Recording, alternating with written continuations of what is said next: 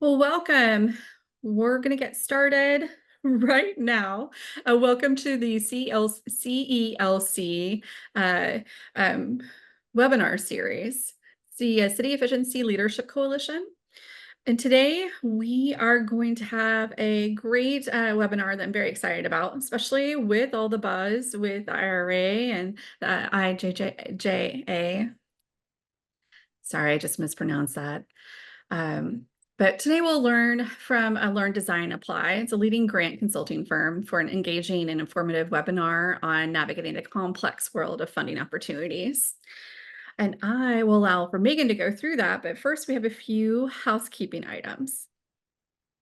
These webinar series are supported by SPEER and also the State Energy Conservation Office, also known as SECO, as well as HARC, the Houston Advanced Research Center. A little bit about SPEER. We're the South Central Partnership for Energy Efficiency as a resource. We're a regional energy efficiency organization. We're a member-based nonprofit 501c3. And actually 50 plus, we're actually 63 and growing members from a wide cross-section of industries. And our mission is to accelerate the adoption of advanced building systems, energy efficient products, and services in the South Central United States. We cover Texas and Oklahoma. So today, questions are welcome in the chat, as well as putting information in the chat. There's going to be some questions and answers in a very engaging webinar. So hopefully everyone can be present for Megan's presentation. We're going to post all of the presentations on the website, as well as the presentation will be included in a follow-up email with a survey within 3 days. And then all ICC CEUs will be mailed out within 3 days. In order to receive the CEUs, you need to respond to the survey.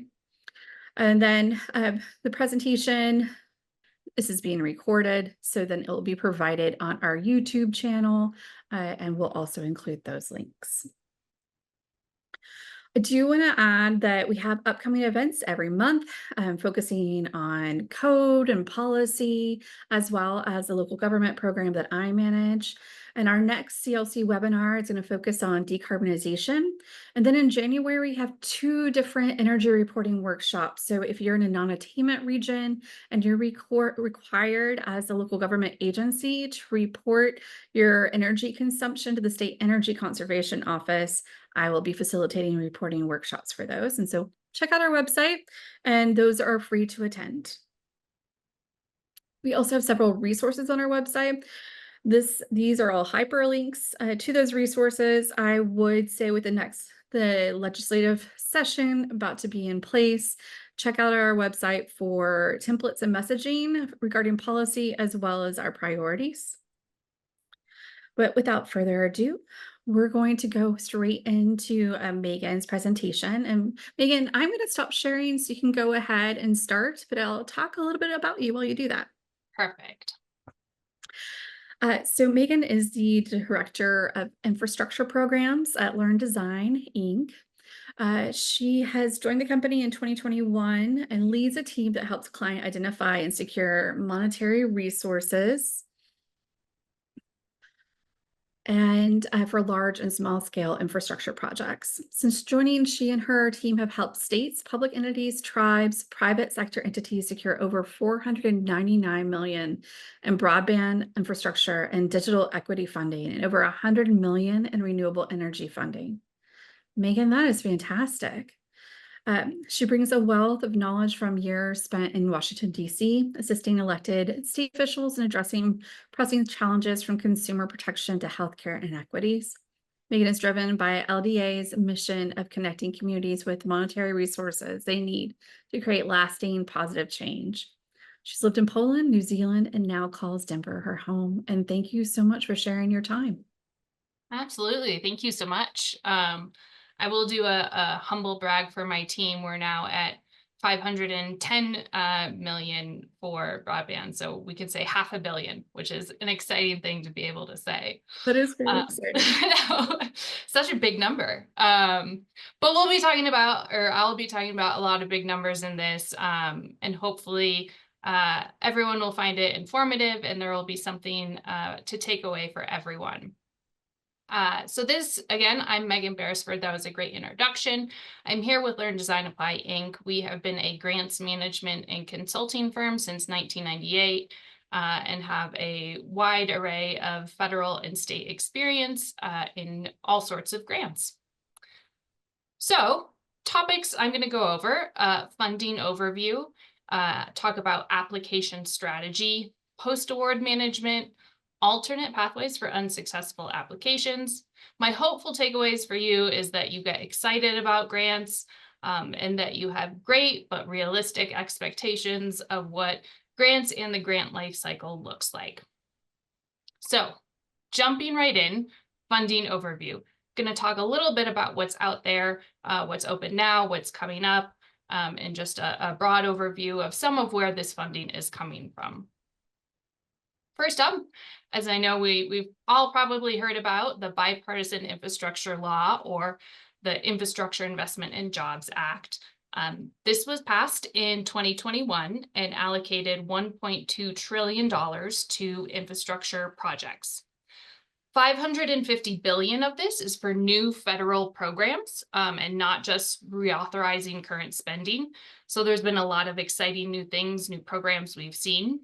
The funding is available from 2022 to 2026. So we're just a little bit past the middle of this, still have a little more to go. So we will see this funding continue to flow. 60% of it is going to be through formula funding, or is through formula funding. And then the remaining 40% will be competitive grants or loans. Next, the Inflation Reduction Act, so the IRA. This was passed 9 months after IJA and put forth $737 billion to lower inflation, lower healthcare drug costs, and bolster investments in. So of this amount, about $400 billion of it is going towards clean energy. These investments are mainly through tax incentives. So about 70% will be tax credits. Cities are eligible for these. Historically, sometimes cities haven't been able to take advantage of tax credits, but with these they are, and so definitely something to look into, you know, if you are here from a city and have been doing some clean energy work. About 17 billion of it will be for loans. Last year, they were doing a lot of planning, getting all of this set up into place with their rules. And now we're into the implementation year. So we've seen a lot of this money flowing, a lot of the programs opening up, and certainly, you know, these tax credits, people prepping for that. Some commonalities between these two laws, these two federal funding sources. A commitment to strong labor standards, benefit to Justice 40 communities, climate resilience, and long-term sustainability. So these areas of emphasis were written into the laws. So we can expect to see these continue to appear in programs under the new administration, unless Congress decides to amend the laws in certain ways to take away these emphases. But for now, we can anticipate that these commonalities, these areas of focus will continue to be seen in these programs. So knowing this, going into federal opportunities, what is out there? So these are, again, from these funded acts I just mentioned. It's certainly not inclusive of all energy grant opportunities, but these are just some that at LDA we are excited about, and also ones that are either upcoming or currently open or rolling applications. So we have 2 from Department of Energy, 3 from Department of Transportation, and 2 from USDA. So the Energy Improvement in Rural Remote Areas is one that has a concept paper involved. So that is due next year, and then later in the summer is when you hear if you can apply further. We have the Grid Resilience and Innovation Partnership, so that's the GRIP program. Bus and Bus Facilities Competitive Grants, Bus and Bus Facilities Formula Grants, the Safe Streets and Roads for All program, Rural Energy Savings Program, and Community Facilities. We've noted here a variety of things that you can do that are in scope. Certainly not all inclusive, but it's things like energy efficiency, fleet electrification, smart grid. The USDA ones are very flexible. I'll note that that Rural Energy Savings Program is a loan program, and that the community facilities is both a loan and a grant program. Sometimes loan seems a bit scary, but loans from USDA are wonderful. I wish I could get a mortgage at the rates that they set for this, but certainly not something to pass by or not consider as an opportunity. But again, there's a lot that can be done with these. There's also a lot of planning involved. So the Safe Streets and Roads for All also includes a planning component. So you can apply for deployment activities or for planning. And in this program, that planning was continuously undersubscribed, and they have awarded almost every planning grant under the Safe Streets and Roads for All program. So if that is something that you're interested in, maybe you're not sure and you want to explore, that's a great use of a planning grant, getting a feasibility study, a great opportunity to consider. Department of Energy too has a lot of planning opportunities, funds for feasibility studies. It's not listed here, but if that is something of interest to you, certainly let me know if you're curious. I can connect with you and give some more information. As mentioned, these slides, everything will be available so you can read a bit more closely on this and write down some of those details. Moving then to state opportunities. This is a little different layout. We have different internal tracking, so our spreadsheets look a little different. Our focus here on this is state opportunities. These are funded from the Texas Emission Reduction Plan, and then the last two are from the Texas Energy Fund. Those first three are currently open. Is there anyone here? I'm curious, anyone here who's working on either of these three programs? I can't quite see the chat while I'm screen sharing, but if you're not and you're interested, you should definitely get started now. We always say to give yourself as much time as possible. I'll go into some application tips later, but certainly a January 7th deadline is basically tomorrow. So you'll want to be started on that one. And that's a cool opportunity right there, the New Technology Implementation Grant Program, because again, it's pretty open to what you can do with it. The first two there are more for vehicles, making sure you have clean vehicles.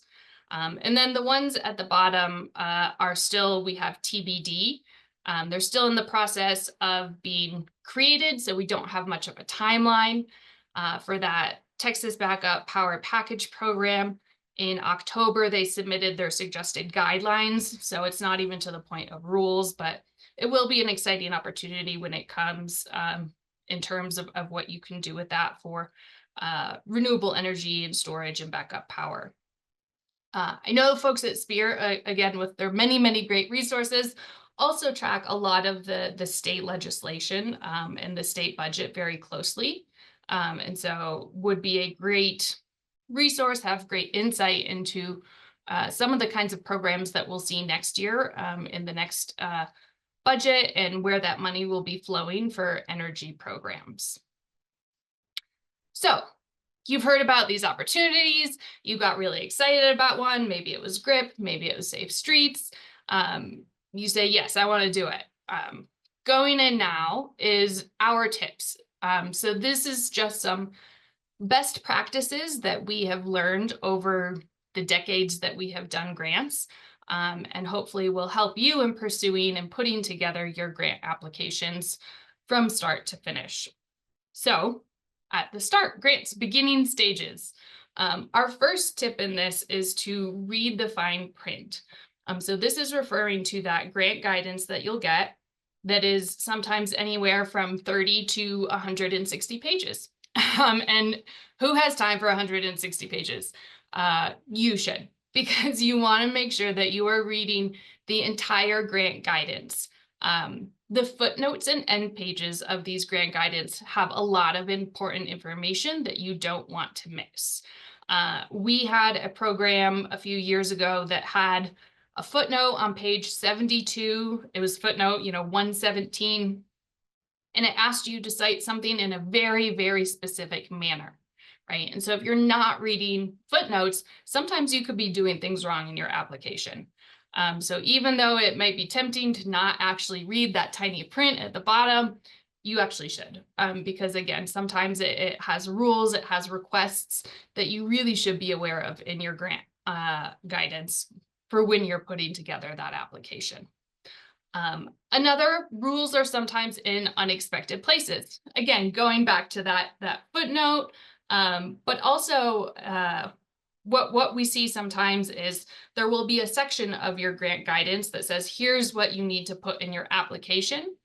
But then 50 pages later, in a apparently unrelated section, they'll have another rule of what they want you to do, right? So don't just read that section that talks about here's what to do in each component.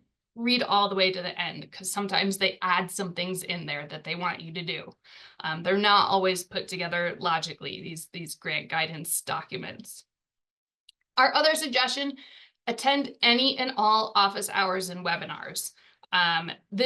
We've seen an increasing amount of insight, tips, and sometimes even rules presented in webinars or office hours, and then not provided in any sort of update, right? Or suggestions or tips or explanations that then they don't post to the website. So it is really, really important to attend all of the office hours and webinars you can, because again, they give you not only good insight in how to do it, but sometimes, critical points that you should know when putting together your application. So you're not asking for the wrong things or saying something wrong or, totally off base with what you're doing. So very important to attend those, even though sometimes they're boring and probably not as exciting as this webinar, but anyway, important to go.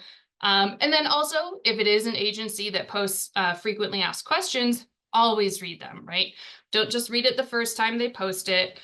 Read it up until the very end. So we just finished some Colorado programs. I'm here in Denver, and so we had quite a few of them.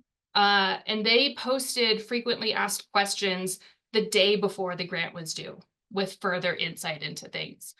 So you really want to make sure you continue to read these, you continue to look. Even if you know everything, there might be a little nugget there that can really help you. So those are kind of the beginning stages that we always suggest is read and attend all the webinars you can. You're doing that, you're on a roll, you're in a good place, and so you go to your application stage. Our tips here, contextualize your statistics. So numbers don't lie is a lie. So you want to make sure you're telling the truth about your statistics. A poverty rate of 20% means something very different when there's only 4,000 people in a location compared to 1 million people. And reviewers can spot this, right? They're not, they may not be the most knowledgeable on very minute things, but they can spot when you're trying to pull the wool over their eyes by, your context with your statistics. So make sure that you're very honest and truthful about the statistics that you use. Part of that then is to compare your stats. So showing the data. So this means comparative data. So comparing what you're putting forward to county data, to state data, to US. Make sure that there is a comparison, because otherwise your data points can have very little meaning, right? If there's no context to it, if there's no comparison, what kind of impact can it have? The next part of that is to use the required sources. So a lot of grants will ask you to cite a certain source, and you want to do that, right? So there could be situations where, one website can give you very, different information. It's the same category, but this website looks better. If that's not the one they're asking you to use, don't do it. That's one of those things that, especially if it's a very competitive program, they use those kinds of things to disqualify you. So even if it paints it in a little, if you're not as shiny by using their exact ones, make sure you are citing their required sources.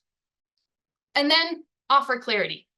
So be consistent with your terminology. So especially when we're talking about technical grants that have, different engineering components, they're very nuanced. There's a lot of industry lingo. We have the alphabet soup of acronyms. Make sure you are consistent with your terminology. And when we say this, we don't mean it just in terms of, you're citing this units, but that you're writing it correctly, right? That you're using a capital in a letter throughout it, that you're using a lowercase. Be consistent, not only with the terminology that you use, but how you write it. It can be very jarring for some reviewers, some totally fine, right? But you don't know what reviewer you're going to get. So you want to make sure that that kind of thing, you're consistent throughout, so it doesn't throw people off who are sensitive to that. And if someone gets thrown off, they're not in a happy space when they're reviewing your document, and you want them in a happy space. Next here, include all steps of your project. So what work did you do, or what work will happen to get you from task A to task D? And these steps might seem self-explanatory, might be quite obvious to you as a component that of course you would do this in completing and executing your project, but make sure you include them in your timeline, in your writing, in your scope, because it shows a well thought out project. So you want to show the reviewers that you know what you're doing down to that tiny detail that might just seem self-evident, right? But include it to show that you have really thought through what you're doing. This is a lot of money in certain cases that they're spending, right? Millions of dollars on some of these projects. And they want to know that every single dollar will be going in a manner to a project that is well thought out. So include all steps of your project. So you do this, you have put together the most beautiful application that has ever existed, and you go to submit it. Make sure you have multiple eyes. So this means on the grant documents and also the grant portals. So, a lot of times you'll have your grant portal where you'll be transposing your numbers, your budget, your match, your breakdown. Make sure that that matches what you have written in your narratives, what you have written in your budget narratives, in your technical narratives. Make sure those numbers are consistent across every single document. It is almost every time we submit a grant, we find something like that, right? That's why you want to have those multiple eyes. You want to have people looking to make sure there is no confusion on any point, that things aren't being transcribed incorrectly, you're not switching two numbers. Make sure that multiple people are looking at both your documents and the grant portal. Cross-check those numbers. Again, can't say how critical that is to do that. You don't want to cause any confusion with how much money you're asking for. When we say when I say cross-check, I'm also talking about cross-checking any Excel, any budgets that you have to make sure you're gathering every cell, that your formulas are right, that you're not missing a row. Maybe you added something and you didn't expand it as you should, and so you're missing $250,000. We had someone come to us and then they had done that in a past grant and it made their work very difficult. So cross-check your numbers across application, across portal, and in your Excel. Submit your grant early. This is kind of an obvious, you're saying, of course, am I going to submit early? I want it done with. Sometimes you do get right up to that deadline, right? But you want to try your best not to. Not only because websites crash, and sometimes, agencies don't offer extensions. They'll say, so sad, too bad you didn't get it in early.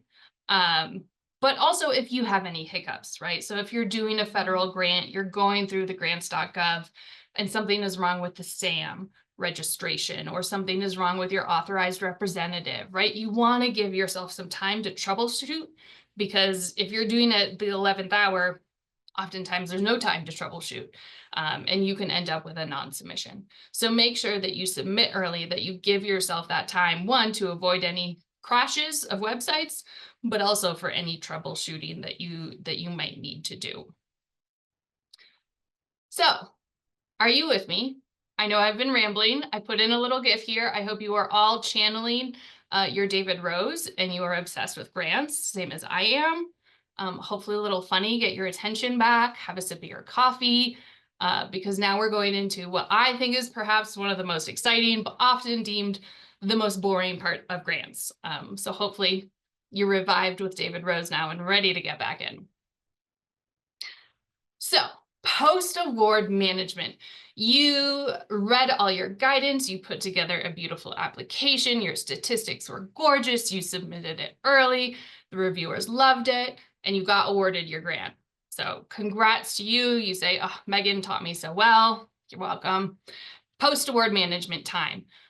Reporting. So this is the big component of it, right? The exciting part is getting to do your grant activities, to actually deploying your project and seeing it come to life. But reporting is critical because if you don't do that right, there's a possibility they could stop you in the middle of your project, right? So making sure that you do this correctly. First step, become friends with your grant officer. So whether it's a federal grant or a state grant, they will assign someone to you to help you through your progress. They are there as a resource for you. When you are in doubt about anything that they are asking, because sometimes they use wonky language when they ask for a report, or they seem to say the same thing in different ways in different spots, and you're not quite sure what they want to see. It is best to ask to make sure that you are providing the information exactly as they want, where they want it, and to the degree that they want it. So it's always good to be friends with your grants officer so they will happily help you and give you this information. But be cognizant of your grants officer's learning and experience. Like many industries, there's a lot of turnover, right? There's a lot of new employees coming in. There's a lot of people retiring. So it could be a case where a lot of that institutional knowledge about a grant isn't there yet. And you might have someone in your office who has done different kinds of grant reporting and might have insight, and you're getting weird cross information. So just being aware that there's a learning curve there too. And if something seems really, really strange and off, see what other sources you can find, right? And if it seems that you're not getting other information, make sure you're documenting that weird request that the grants officer is having, right? Because if it comes to an audit time, you want to be able to say, well, look, we did it as the grants officer said. So not to throw someone under the proverbial electric bus, but make sure you're documenting what they're asking you to do if it does seem a little weird. Stay organized. So this is another one of those things you say, well, obviously, Megan, but I mean this in a very specific way. One is assigning responsibilities early. So you want to make sure that from the get-go, everyone knows what they're supposed to be doing. They know what data they're supposed to be collecting. They know how often they're supposed to be collecting. They know when they're supposed to stop and wait for other things. Make sure that from the beginning, everyone knows what they're supposed to do and how they're supposed to do it and when they're supposed to do it. You want to erase as much risk as you can when you're executing these opportunities, and when you're implementing your grant that you've just worked so hard to win. So making sure you're assigning those responsibilities early and that everyone understands. Make realistic timelines. So, especially with a lot of infrastructure grants, you're doing bigger projects. You will need a lot of time often to gather the data in a report. It's not something to be left, till a week before. So make sure that you are realistic in your timelines and how much time you're giving yourself to complete things, and thinking too in terms of how much time it will take the agency to process things. Considering if you're working on a reimbursement grant, right? How much time are they turning around those funds? How much, how many days between when they say they'll give it to you and it actually hits, right? So realistic timelines will make this not only run smoothly from implementation, but for your reporting. Last, consult all sources. So if you were confused in general on your reporting, there is help. There's organizations out there like LDA, but then there's also just tools. So I have a picture here of the National Grants Management Association book that breaks down the uniform guidance into very simple terms. It gives plenty of examples and explanations. I actually have 2 copies of it here that I consult almost every other day just to reconfirm many of these very nuances. If you've ever taken a look at the uniform guidance, the federal uniform guidance, it is a beast. They just this past October came out with a new version of it, an updated version that they had been working on for a few years. So it took them a while to really revamp, to modify, refine, and they changed a lot of the language to hopefully make it more understandable. It was a lot of legal speak, which despite my time in Washington working with lawyers, I'm not very good at it. It's hard to get. So they did do some improvements there, but still it can get confusing. So having these sources, having people, having books is an important part of your reporting to make sure you don't have any errors in what you're putting forward. So you had your rewarding, you built your project, you did your thing, everything is beautiful. It's time to close out your grant. Things to keep in mind, some of the funds may be withheld. So typically in federal programs, not all, and in some state programs, and not all, a percentage of the funds are withheld until closeout is complete. So you will have your closeout tasks, and until you complete them, until you give them your report, that last bit of money won't be distributed to you. So something to keep in mind as you're working through your project and monitoring your funds is, that might be withheld until you've finished all of your reporting and your activities. Understand that closeout can sometimes extend beyond the performance period. So when we talk performance period, especially in these big infrastructure, these construction grants, you'll have 4 years, 3 years to implement your activities, to build your thing. You then will often have 1 year after that to close out your project. So we point this out here just to make sure, one, it relates back to your timeline, when you're officially done. But also, I'm taking us now all the way back to the beginning when you're putting together your budget, right? So if you're asking for administrative expenses, so expenses to cover the salary of the person who's going to be doing this reporting and this closeout, keep in mind that you can ask for those funds beyond the construction period, right? Because you have the closeout period. And if you want to have that person's salary covered, and who doesn't, because it's money that, we don't want to call it free money, but if you can get the money, the salary covered elsewhere, that's always nice. So make sure you include it in your budget and keep in mind that performance period in your closeout report time. Next point, audits and records retention policies are key.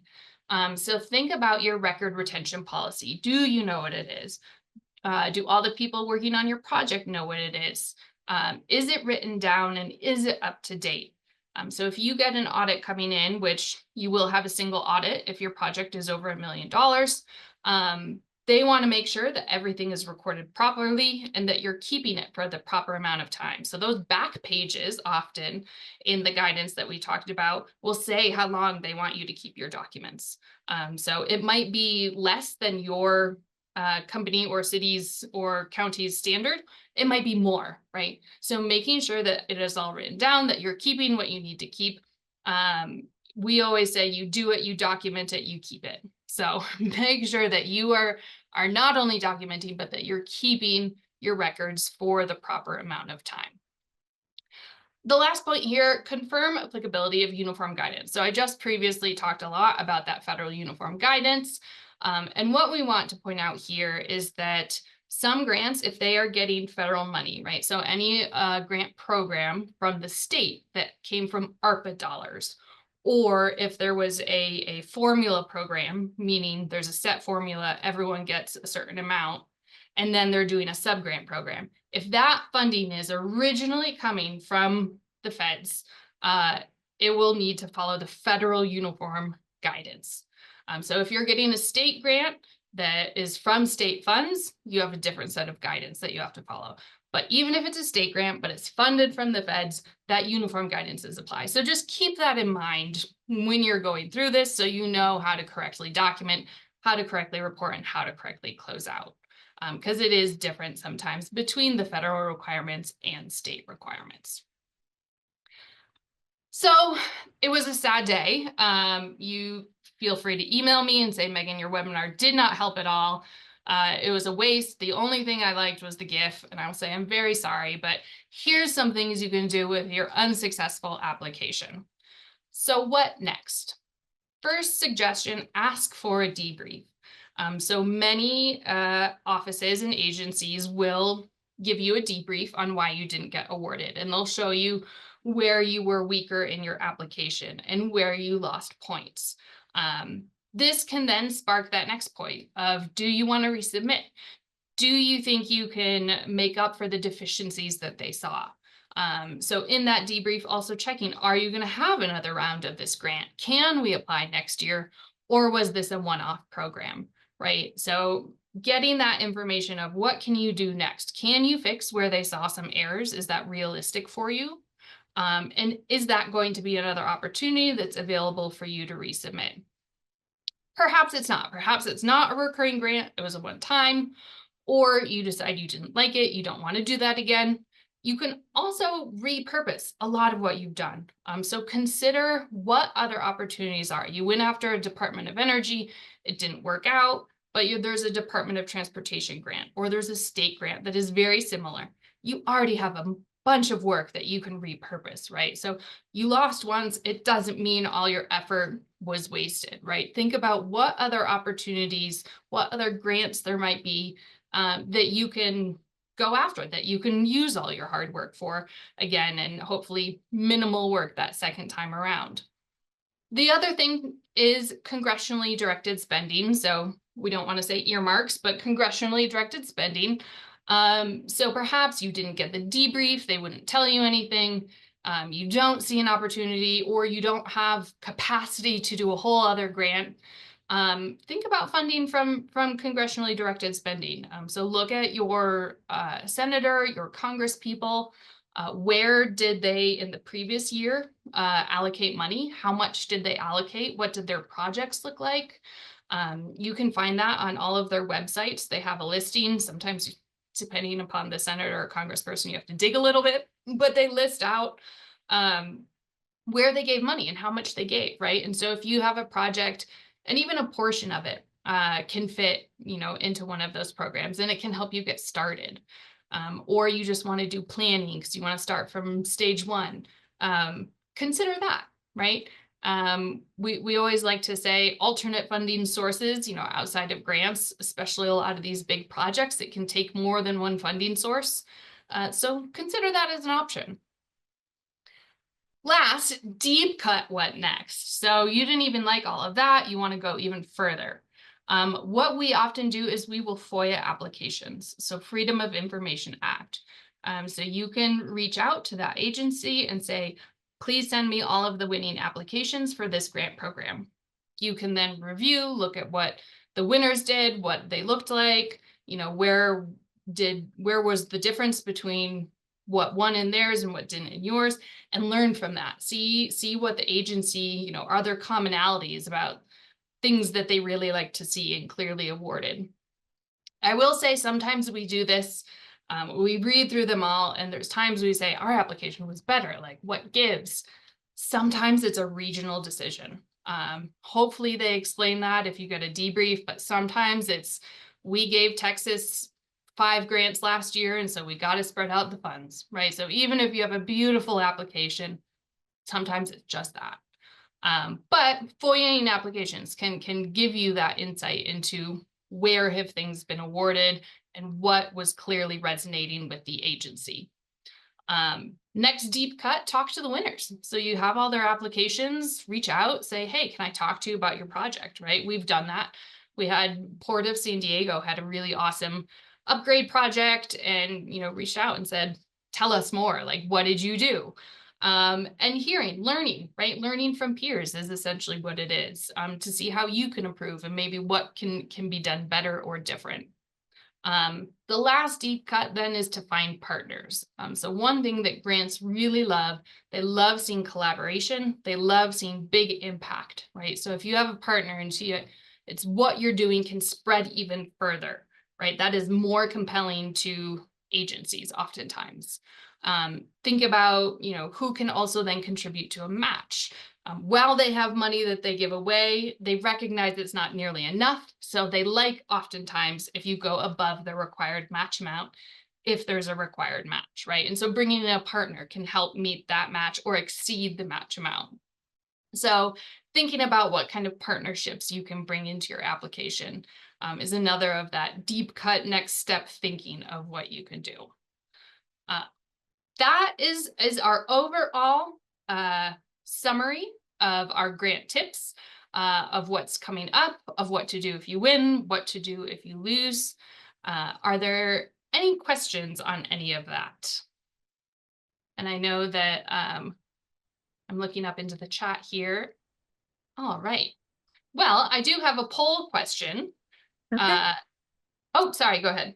No, no, go ahead. I'll release the poll question. Okay, perfect. So poll question. This will help me understand some of my next comments to you. Great. We had one person answer so far. This is fantastic. Thank you guys for your participation. I'll go ahead and end the poll now. Yeah, what is the consensus of grants? All right, I'm sharing it. Ooh, okay. So a majority of D, I haven't been exposed to grants. Let me start by saying, yes, grants can be scary. Especially you take a first look at a document and it lists out all the things you have to do, and it can be very overwhelming. And so we have a lot of folks who just say, not going to do it, too much hassle, don't have the time. They can be game changers. And if you break them down piece by piece into bite-sized elements, it's actually a little easier to navigate. So, definitely not something to dismiss altogether, because they are a lot of work, because it can be worth it. It can make a huge difference, especially if you have some really big projects that you want to get done. Or you need to finish something that you just didn't have funding for, whatever the situation is, the money is there, so take advantage of it. It is worth the effort if you win, to go after it. So there are also just a lot of grant resources out there, so if you do see something and it's scary, don't shy away. There's people like me, other agencies, and then oftentimes the granting agencies themselves are many times happy to talk to you and answer your questions and maybe assuage your fears a little bit about grants, to make sure that you are more comfortable and feel more prepared. The nice thing about these opportunities that we've seen coming from the IRA and the IJA, the bipartisan infrastructure, is that they're repeat programs. So a lot of them are coming back. They're in there for that full, 5 fiscal years that they have. So if you're not ready now, give yourself a year, and apply again next time when you're more prepared, right? So it's not a one time, you didn't get it, you're lost, so sorry. There are, a lot of repeat grants out there.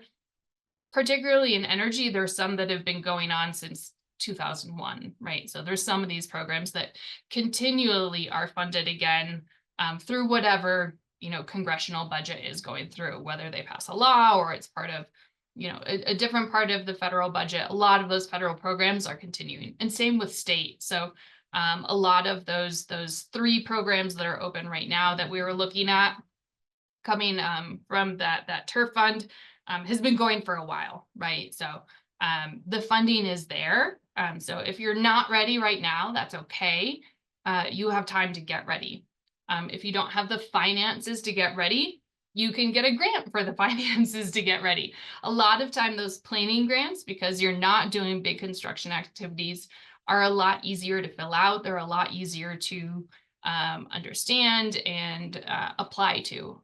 And then, you have your opportunity and you're in a really good position when, the next year comes around and you're ready to actually have the construction. And then you're in a supremely good place to apply for a grant because you've done that study.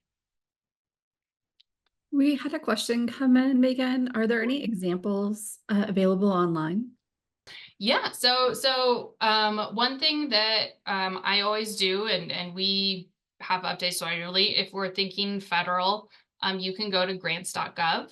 That's a big compilation from many, many different agencies. They have a keyword, you put in your topic area, and it'll pop up. You can filter it so it only shows upcoming opportunities or current opportunities, or you can look at past opportunities. But they just recently updated it, and so have made it pretty easy to navigate. So you can go and kind of see what's out there beyond just that, little snippet and taste I got. So grants.gov is a great resource for that.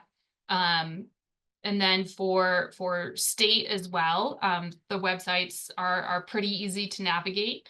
So you can even just begin with your Google search of, Texas State Energy Grant, and it'll take you to your different spots, and kind of give you that insight into what is happening.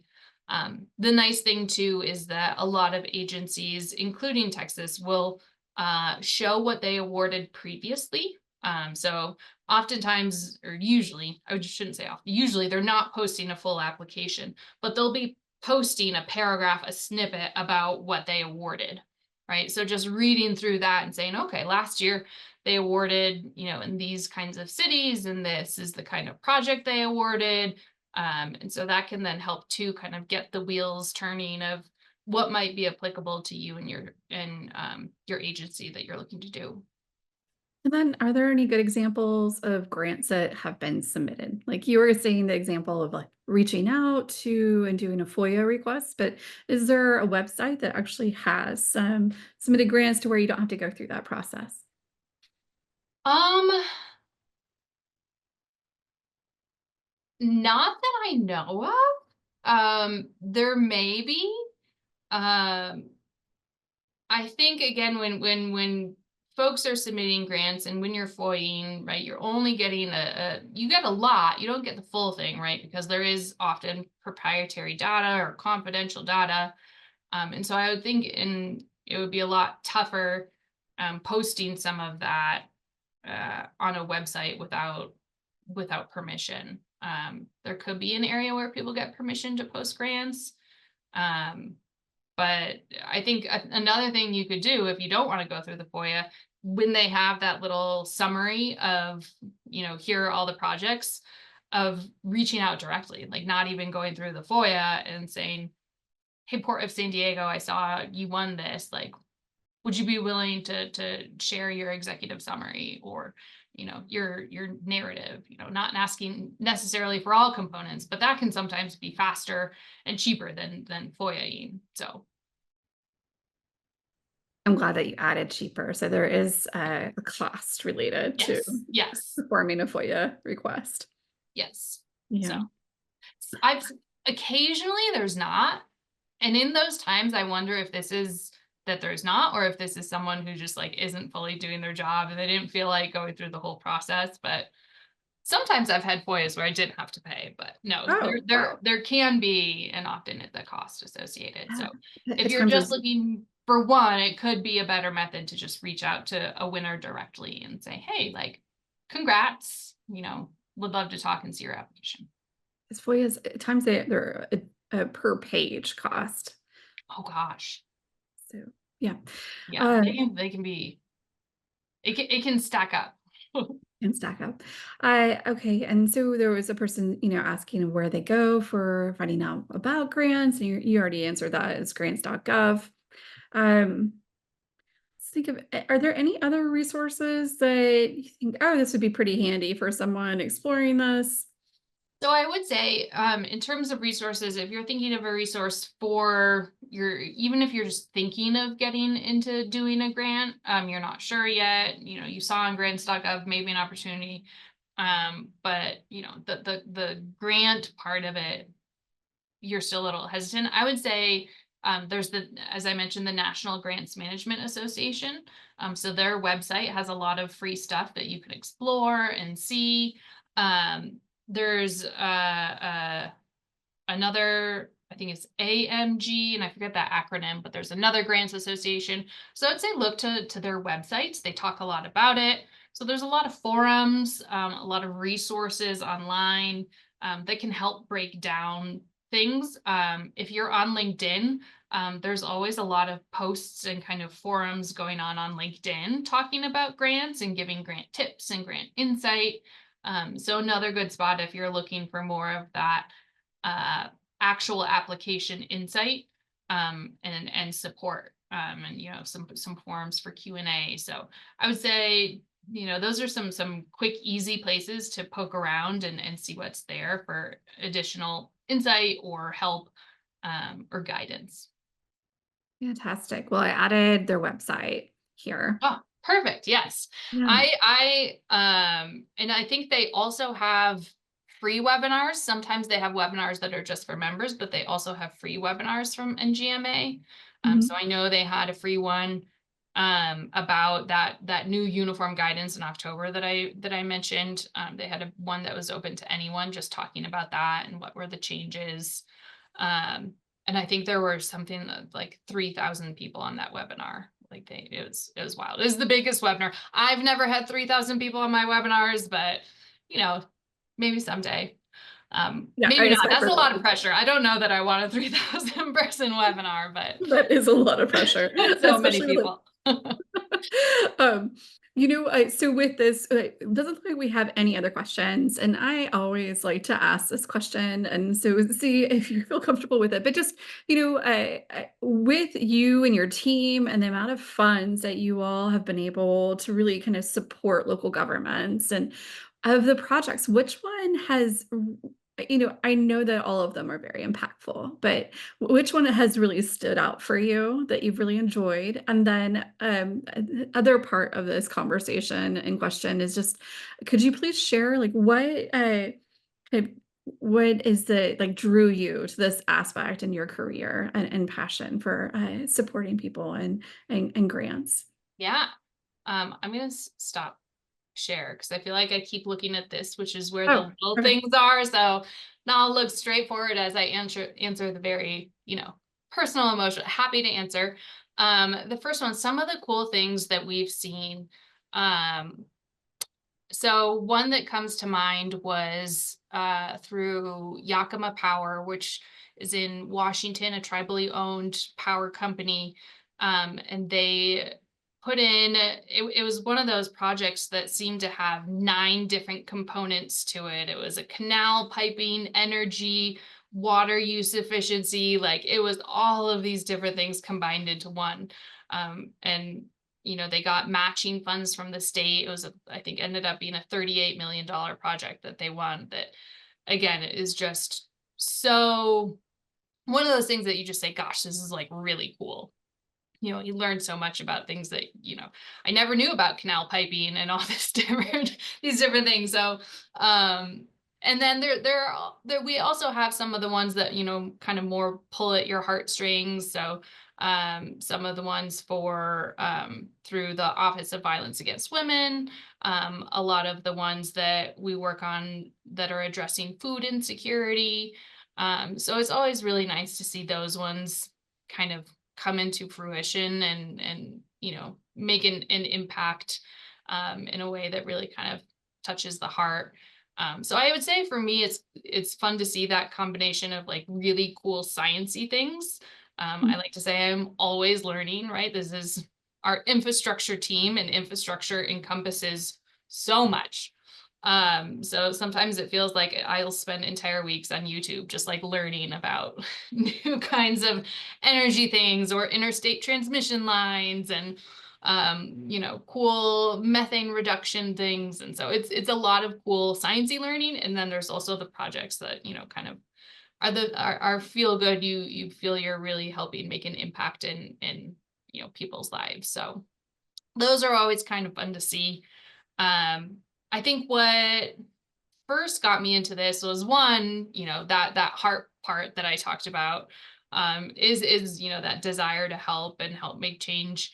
And then I've always loved writing. So when I got here and started started at the bottom and all I did was grant writing and I loved it. And, you get to, for someone who enjoys writing, which I think also can scare people away if people don't like writing, they're like, oh Mhm. gosh, that's terrible. Um, and I feel like I could have a whole other webinar about ChatGPT and Claude and AI in grants. Um, but I think we only have 5 minutes, so I won't get into, but it is fascinating. And it is a tool that, is something to look at for folks who might not have writing experience or might not have a grant staff or might not have funds to hire someone to do it. But you want to be, as with any kind of AI, very careful and very cognizant of how you're using it. Anyway, I think I'm getting off topic, but what drew me to grants was really that combo of being able to help and being able to write and having both of those put together. So, Well, thank you. That was a very oh. robust answer. I appreciate it.